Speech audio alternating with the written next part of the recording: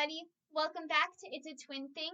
It's Aspen, the better half of the Summers twins, as you're about to find out because we're going to tell you some really weird stories about Ashley.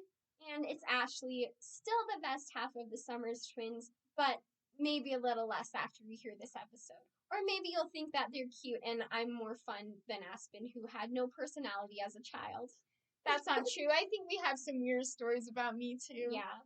Today we are going to be telling you all about the weird, crazy things that we used to believe when we were little. I'm sure everybody has some weird stories about things that they used to think were true when they were little, but ours, I feel like, are on another level. This idea came about because we were driving in the car the other day, and Ashley was telling me about one of these things that I had no idea that she used to believe, but I was like, what? So we thought we had to share. Should we start with that one, or should we start, at the beginning of our lives? I feel like people should wait in suspense to hear about that one. Okay, you'll have to keep listening to hear the crazy one. Well, They're all crazy. Yeah, a lot of them are crazy. Except for the first one. The first one is something that I am 90% sure is factual, and the crazy thing is that Aspen doesn't believe in it. Yeah, we have to stipulate that this one is something that she actively believes, so comment below and tell us if you think she's crazy or not. She is. That's the answer. She's not.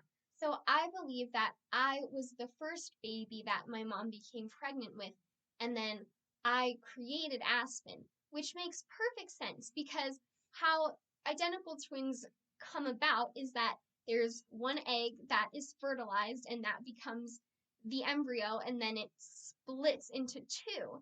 So I was the first embryo, and then because I'm such a nice sister, I split myself in half to make Aspen and give her life. Okay, thank you for that biology lesson, doctor. You're welcome. But I'm pretty sure that's not how it works. It's I thought you were going to say thank you for giving me life. That's what you should have said. Shoot. Next time. Okay. I'm pretty sure that it's just a cell, and then that cell splits into two cells, and then those two cells became Aspen and Ashley. So it wasn't like Ashley then becomes also Aspen. It was like neither of us became both of us. Well, that doesn't make any sense. But even if that did happen, I'm pretty sure I would have been the one who was first because I was like the top baby, so it would make sense that I was first and then I released you. No, because you were farthest away from the birth canal. So I was the first one because I was closest to coming out. And how I know this is because if it was neither of us, it couldn't have been nothing and then both of us. Nothing comes from nothing. It was me and then it was us. And I know because I was there. And you don't know because you weren't there because I hadn't created you yet. You know who probably was actually first? Allison? Yeah. That's true. It probably was Allison. That's an Allison thing to do. Yeah. We never actually figured out if Allison was oldest or youngest or where in the line. True. So if you listen to the first episode of our podcast, you'll know that we almost called this podcast Allison because Allison is our long-lost triplet. And how Allison came about is because when we were little, we had 3 baby dolls, Aspen baby, Ashley baby, and Allison baby. So they were triplets. So we always had this idea of triplet babies. And then when we were 5 or 6, we were at school and we were walking out of the building and we passed the office and there was this girl sitting in the office who had the exact same winter jacket as us and the exact same color hair. And we were like, oh my gosh, it's Allison. So then we knew that we had a long-lost triplet. So from then on, whenever there was something unexplained that would happen, we were like, it must be Allison. We didn't see that girl ever again after that day, and so we're pretty sure now that we don't actually have a long-lost triplet, but we could. Mm-hmm. So if you ever see someone who looks too much like one of the Summers twins just walking around, let us know, because it might be Allison. Unless it is one of us, then it's probably not Allison. Yeah. But we still, we don't really believe in Allison anymore, but we still use her as a scapegoat a lot. Like, if someone gets in trouble for something. But we also think that our best friend Madison might be our long-lost triplet because she was born exactly 1 week after us and lives right across the street from us, which is already a little suspicious. And then when we were toddlers, the three of us looked so much alike that when we look at baby pictures, we have a hard time telling if it's one of us or Madison. So there's a good chance Madison is Allison. Yeah, I mean, now she doesn't look like us because we're short stacks of pancakes and she's like 5'10". So you would never mistake her for us. But when we were little, we were pretty much identical. That's probably like a nature versus nurture thing. Probably. Yeah. Should we tell them about how Allison had split up syndrome? You said that so seriously. It was serious. Well, I guess now we have to. Yeah. Okay, so as I was saying, when we were little, we had the 3 babies, Aspen, Ashley, and Allison. But what happened was we got Aspen baby and Ashley baby as gifts when we were like 1 or something. And so Aspen baby was mine, and she called me Mommy 1 and Ashley Mommy 2. And then Ashley baby was Ashley's, so she called Ashley Mommy 1 and me Mommy 2. But then when we were like 3 or 4, we got money from something, and so we went and bought Allison from Toys R Us. And then we had a huge problem because we had 3 babies and 2 of us. So whose was Allison's gonna be? So what happened was Allison, we were both pregnant with her at the same time. And I was pregnant with her head, and Ashley was pregnant with the rest of her body, which was this horrific disease known as split-up syndrome. And so Allison baby had some complications after she was born and had to be sewn back together. Yeah. Or not sewn, but like stitched. Combined. Yeah. It's like conjoined twins except the opposite. Yeah. I don't think we actually believed that was something that could happen, but we had a pretty elaborate story of her medical history for 4 or 5-year-olds. And that's why she was 3 days younger than Aspen and Ashley, even though they were triplets. Yeah. Because she needed to be put back together. Yeah. Did you have a favorite of the 3 of them? Was it Aspen or was it Allison? I don't know. I never thought about that. No. Did you have a favorite? I don't know. I kind of thought we both secretly had Allison as our favorite, but maybe not. I didn't know that. Maybe mine was Ashley. I mean, that makes sense. Well, I hope they don't hear this. Well, they're sitting over there. Don't tell them that we still have our dolls. We don't play with them. They're just like in storage. Except we're saving them for our kids. Yeah. Except sometimes Ashley, when she's having bad baby fever, she walks around with them. It might seem weird, but it's less weird than me going to the baby section of the clothing store and carrying around baby clothes.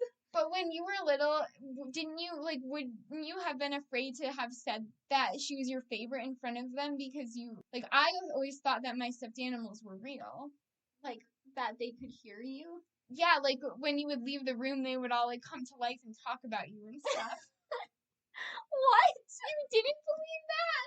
That they would talk about me? I'm pretty sure everyone believes that their stuffed animals are alive. I don't think so. I think I had fears that they might have feelings and, they would be sad if I, slept with one of them and not the other one or something, but I don't think I thought they came alive and gossiped about me. They wouldn't just talk about you, but, as soon as you left the room, they just come to life. You actually thought that they did? Yeah. I would sometimes have to, give warnings that I was coming back into the room. I think that a lot of kids, imagine that they do, but I don't think anyone, truly believes, you really believed that they just came to life. Probably not for long, but definitely for a while. That's very strange. If you ever believed that your stuffed animals talked about you while you were not in the room, comment below. We would love to know. Well, Allison might not actually exist. We might not actually have a long-lost triplet. But what our listeners might not know is that we might not even actually be twins. Oh, yeah, that is true. So there's a story that is potentially the real story of our lives. And this story came about because when I was little, I really wanted to be British. I don't know why. I think just because I like their accents. And also, usually I can do a good British accent, but I'm not right now. But anyways, I would always speak, not always, like not at school, but just like at home, I would speak in a British accent. And um, then one time, people used to ask us like crazy things all the time, like, "Have you ever met?" or like, "What else would they ask? Like, are you from the same place?" Yeah, like sometimes they would ask if we had the same parents or. Yeah, which was really odd, and it wasn't usually kids; it was usually adults, which was really weird. But anyways, so in middle school, one time somebody asked us if we had ever met, I think, and we said, "Nope, Ashley's actually British." And then we came up with this story about, well, this part is true. So my mom has five siblings, and when she was little, they went to the Chicago World's Fair one time, and they lost one of her younger siblings. And they thought that they found her, but really they just found this random kid who they brought home and is now my Aunt Lisa, except not really my aunt because she's just this kid that they found. And the real Aunt Lisa got lost and was found in the British area of the World's Fair. And so they didn't know what to do with this lost child, so they brought her back to England, and she became really good friends with Prince Harry. And then they were really young, but they started dating each other when they were teenagers, like 17 or 18 years old. And then the real Lisa got really sick, and so they decided that they were going to have a baby before she passed away. And that baby was me. But then, since they weren't married or anything, and she wasn't British or royalty, it was a huge scandal. And so they just happened to find a family in America who had a baby born around the same time that was related to the real Aunt Lisa, so they knew we would look similar and they could lie to everyone and say that we were twins. So then they sent me here to be with my family that I live with now. But there's speculation that all of this is really true, and I am the long lost Princess of England. I'm sorry, speculation from who? Lots of people, silly. Haven't you heard all the scandal with Prince Harry leaving the royal family and his long lost daughter? You haven't heard any of that? I haven't heard the long lost daughter part, but maybe I'm just out of the times. Well, I will say, even if I'm not actually the long lost Princess of England, when I was little, I really wanted to be a princess, and my dad had a doctor who her family owned like a private island off the coast of Canada, and so she appointed me princess of it, and she made me a certificate, so I really am officially a real live princess. But I'm not. Isn't that sad? Ashley wouldn't let me. No, she just wasn't appointed princess. They didn't want her. They wanted me to be the princess. Speaking of lost children, you know how when you go to Walmart and like in front of the bathrooms there's all those signs of like the missing children posters? Mm-hmm. So for a long time I thought that all of those posters were like kids who had gone missing in Walmart, like in that Walmart store, and each Walmart had their own bulletin of missing kids. So I was terrified of going to Walmart because I thought I was gonna get kidnapped, and like especially going in the creepy bathrooms, I like would not go in them because I was so afraid of being one of the kids on the poster that went missing. Did you think that they were still in Walmart? Like the missing kids were just like missing inside a Walmart? No, I thought they were kidnapped and like taken out of Walmart, but they had just, the initial kidnapping happened at Walmart, so Walmart seemed like a pretty dangerous place. Well, the good news is that you're still here, so you didn't get kidnapped at Walmart. You know, but I had a lot of Like, I feel like all of your things that you believed were crazy, and mine were just like, I feel bad for little Aspen. I had plenty that I feel bad for little Ashley about. Okay. Do you remember Falling Rock? Yes. Okay. Falling Rock lasted way too long. Yeah. So, on the theme of missing children, we must have, like, had a fear of being kidnapped. Well, I guess we did. Yeah. We were really afraid of, I'm still afraid of being kidnapped because, well, maybe I shouldn't say this, but we would be really easy to kidnap. Yeah. We're not very big. I should probably cut that out. Yeah. If you're a kidnapper, don't come find us. Yeah. Stay away. Anyways, so Falling Rock was this story that our grandma told us, which was really strange because our grandma is not usually the kind of person who makes things up or tries to trick people. But when we were probably like 6 or 7, we were on a road trip with our family, and if you've never driven through the Rocky Mountains, you might have not seen this, but they have signs all over the place that say Falling Rock or Caution Falling Rock. And that's because sometimes the rocks on the mountains will fall and they want you to watch out so it doesn't hit your car. But we obviously didn't know that when we were 7, so we asked what those signs meant, and our grandma came up with this very elaborate story about this girl named Falling Rock who had gotten lost in the mountains, and she was just wandering around in the Colorado mountains somewhere, and they put these signs up all over the place to tell people to look out for Falling Rock while they were driving through the mountains so they could help find her, which sounds like not something that the averagely intelligent person would believe. But I think because our grandma never made up stories, it didn't even cross our minds that she would have been lying. Like, if our dad had said it, we would have not believed him right away. Yeah, but we were probably like 14 or 15, maybe a little younger. 12 or 13. Yeah, but still old enough that it was weird that we still believe this, but we were driving through the mountains and we were like, they still haven't found Falling Rock yet? And then our parents explained to us that that was not a real story.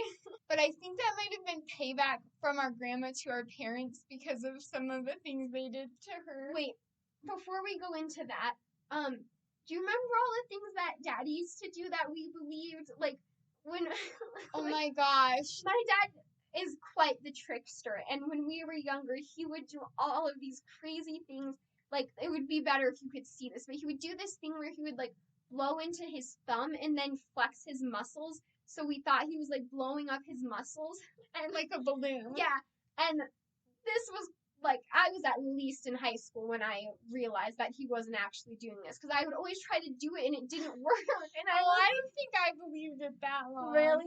But when we were really young, I think a lot of dads do this, but he would, like, do that thing where he would, like, put his thumb between his fingers and then, like, hide his other thumb and pretend like he was taking his thumb off. And then we had a car that you could turn on the lights in the back seat from the front, but we didn't know that. So we would, like, wave our hands at the lights, and then my dad would press the button and make the lights turn on. And we thought we were magical. Yeah.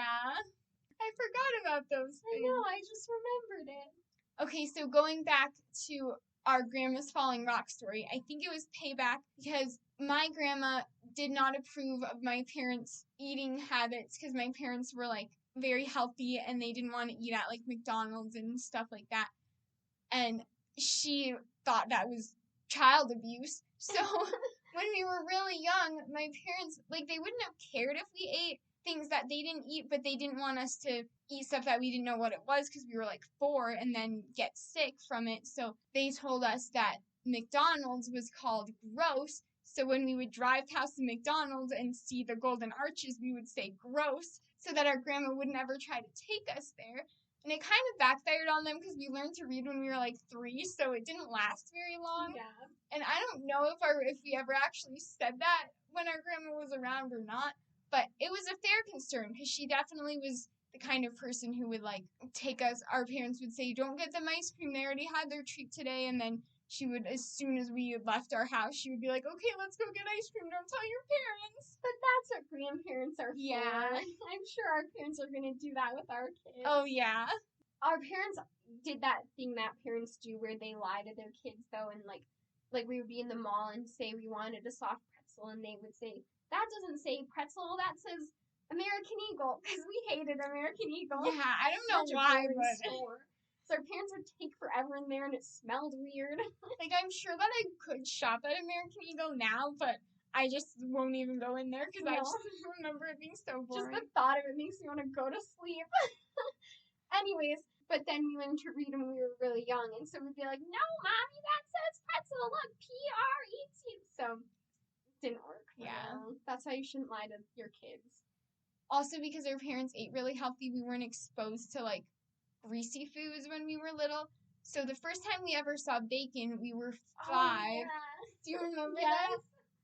We were at like a Girl Scout mother-daughter overnight camp. So they had made bacon for breakfast at this camp, and we had never seen bacon before. And Ashley was like, "Ew, Mommy, somebody spit on that!" And so then we firmly believed that greasy food was spit for like 3 years after that. And our parents kept telling us that it was grease, but we just didn't understand the concept. And I mean, when you think about it, grease does look like spit. Yeah, it's really gross. So sorry if we ruined bacon for you, but it does just, it's like shiny and ugh. You know, there's a lot of things that, because I was just thinking, people probably think it's weird that we were 5 and had never seen bacon, but like we're 19 and we've never had a hamburger or steak or ribs or anything like that. You know, it is Pork. weird. Pork chops. I don't even know what pork chops are. Chopped up pork, I guess. I think they're like their legs or something, like butt or whatever you call chops. Oh, really? Because they're like sticks. I'm pretty sure. No, pork chops aren't sticks. Yeah. Drumsticks are sticks. Pork chops are like cut up little pieces of meat with like corn and other stuff. No, I'm gonna look this up right now. It's a loin taken perpendicular to the spine of a pig and is usually a rib or part of a vertebrae. So there you go. Okay, well now we know. Now we know. Anyways, this is supposed to be about how we were weird when we were little, but now everyone's just gonna think we're weird now. That's true. But we are. Yeah. So it's okay. Okay, this was another thing that I believed when I was around that age, since we're going in chronological order. When I was like 5 and 6, I didn't understand why you had to breathe. What? Because, no, this is actually pretty logical. Because when you're 6 years old, you don't understand cellular respiration. You don't know that you breathe in oxygen and breathe out carbon dioxide. So I was like, why do I have to breathe air in if I'm just going to breathe it right back out again? And I thought it was such a waste of energy that I was just breathing in this air for no reason. So I would just hold my breath all the time because I was like, there's no point in me breathing. But I learned pretty quickly that I did need to breathe because I wouldn't feel too good when I did that. But I didn't understand for a while why it was actually necessary. I bet that's pretty genius. Yep. Oh, you know what that just made me think of? I don't know why, but okay, this is really embarrassing. When I was like 6, I went through this phase where for some reason it just really bothered me to run my hands underwater. So I didn't like washing my hands, but I was convinced that, you know, like the Febreze spray that, oh my gosh. No, like that you would spray like when the bathroom smelled bad. I thought if I just sprayed that on my hands and like rubbed it in, it would clean my hands. Ew, that's so gross. I know. At least use hand sanitizer. Well, I don't know. I guess I just was like, oh, it's the same thing. As washing your hands? No, as hand sanitizer. Oh. Yeah, I don't know why I did that, because I was a major germaphobe. So I was obsessed with all of those, like, medical shows when I was little, like Untold Stories of the ER and Monsters Inside Me and all of those. That was the worst. I hated that show. And so there was one time that I was watching, I think, Mystery Diagnosis, and there's this kid who died from this really rare brain-eating amoeba that, like, only 20 people in the world have ever gotten. But you get it from getting fresh water up your nose. And I just thought that was terrifying because they were like talking about how there was basically no way that they could cure it because it would like get in your brainstem and eat your brain alive, basically. And so there was one time when I was like 14, so I was kind of old, but I was at my grandma and grandpa's house in Indiana, and my cousins also live there, and they live on a lake, and they have a boat and stuff. So we went tubing one time, and I fell off the tube and got a bunch of water up my nose, and that day I just felt really bad because I had so much water in me. But then the next day I woke up and I had a really bad headache and my neck was stiff, which I think my neck was stiff because I was sleeping on the floor, but that didn't occur to me at the time because those were both symptoms of the brain-eating amoeba. So I was freaking out. I truly 100% believed that I had this brain-eating amoeba, and I would call my mom 6 times a day and just be sobbing that I was not going to make it and I was probably never going to see her again. And I was doing all of this research about cures for the brain-eating amoeba, and there were all of these studies about well, maybe if they keep your body temperature below 80 degrees or something, it'll starve off the amoeba because they thrive in hot temperatures and all of these things. And I was sending the articles to my parents and being when I'm unconscious in the hospital, tell them to do these things.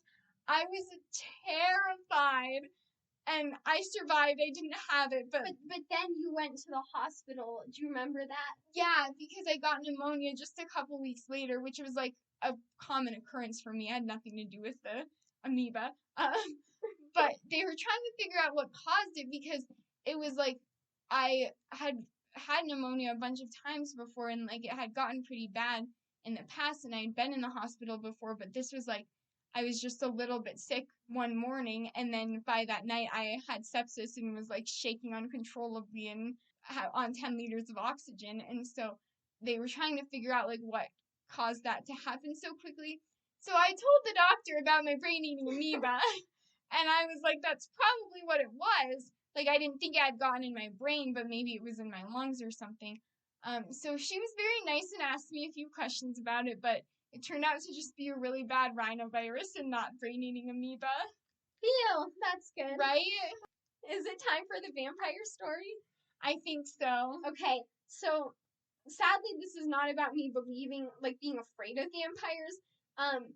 When I was little, I was kind of odd, and I don't know why I was such a strange little kid, because then when I was 10 to now, I was I wanted to be a princess and all the normal things that little kids want. But when I was younger, I was I wanted to be a rock star, and we went to Disney World and went to the Bibbidi Bobbidi Boutique, and Aspen was Cinderella and I was a rock star, and I still regret it that I wasn't a princess. But you're a real princess. Yeah, that's true. I mean, I guess it was cute, but it was a little weird too, because I also I really wanted to be a wizard, and because of Wizards of Waverly Place. And then I was reading this book series in probably 2nd or 3rd grade called My Sister the Vampire, and it was about these identical twins, which was exciting because I had never read a book about identical twins before, except for children's books.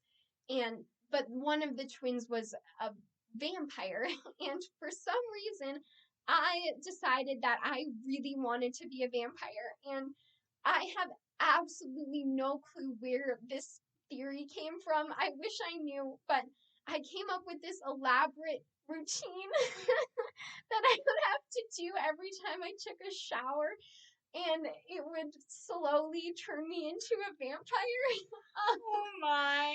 And I don't remember the whole thing, but it was I had this little medicine measuring cup in the bathroom, and so I would take it into the shower, and I would turn the water to as hot as it could possibly go, and I would have to fill up the cup 3 times and drink it, and then spin around between each time I drank it, and then I don't remember what else, but it was this whole thing that I had to do, and I was gonna become a vampire. But the good news is I did not become a vampire, and I'm glad, because now I don't think I would like to be a vampire. I don't think so.